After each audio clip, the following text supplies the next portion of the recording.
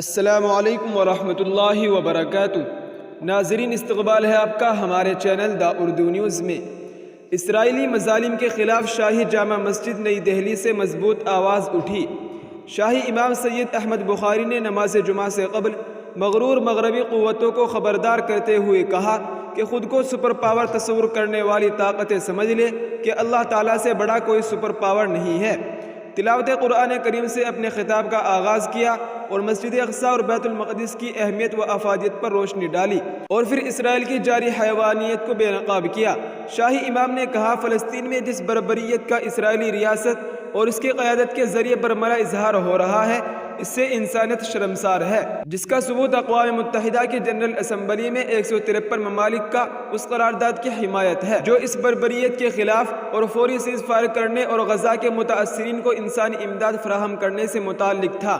وطن عزیز ہندوستان اور اس کی قیادت کا تاریخی اور موجودہ پس منظر ایک آزاد خود مختار ریاست کے قیام کی حمایت پر مبنی رہا ہے۔ دو ریاستی حل ہماری سفارتکاری کا کل بھی محور تھا اور آج بھی ایسا ہی ہے۔ اس حوالے سے ہر سطح پر پالیسی کا اعادہ کیا جا چکا ہے۔ غزہ میں جو بھیانک بمباری عام شہریوں، اسکولوں، ہسپتالوں، تعلیمی اداروں، مذہبی مقامات، مہاجرین اور متاثرین کے قائم کردہ عارضی کیمپ اور سرکاری عمارتوں پر کی جا رہی ہے، اس کی کوئی مثال نہیں ملتی۔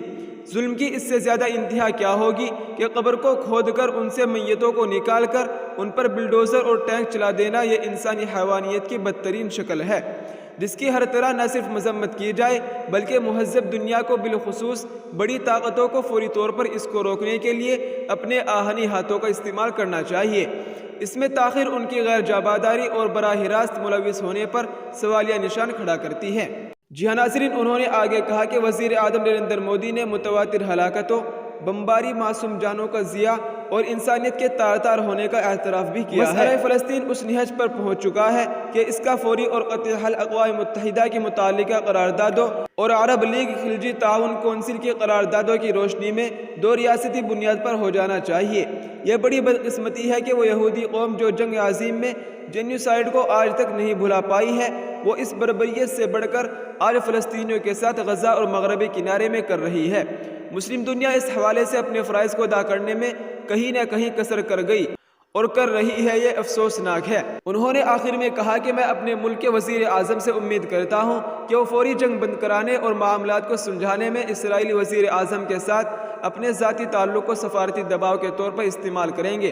شاہی امام نے کہا کہ ہمارے ہندوستانی مسلم نوجوان اس بات سے بے فکر ہے کہ فلسطین میں کیا ہو رہا ہے، عراق، شام، لبنان وغیرہ میں کیا ہو رہا ہے۔ وہ غلط راستے پر جا رہے ہیں جس سے والدین پریشان ہیں۔ شاہی نے کہا کہ آج غزہ میں جو حالات ہیں اسے تاریخ کے سیاہ باب میں لکھا جائے گا، لیکن طلوع سحر سے ہم مایوس نہیں ہیں۔ اللہ جب قریب آ جائے تو فیصلے بدل جاتے ہیں۔ اس کے ساتھ ہی شاہی امام نے جو دعا کرائی اس سے لوگوں کی آنکھوں میں آنسو آ گئے۔ جی ہاں ناظرین، یہ اس وقت کی بہت بڑی خبر تھی جس کو ہم نے آپ کے ساتھ شیئر کیا ہے۔ اب اس خبر کے متعلق کیا رائے رکھتے ہیں، اپنی رائے کا اظہار کمنٹ میں ضرور کریں۔ السلام علیکم ورحمۃ اللہ وبرکاتہ۔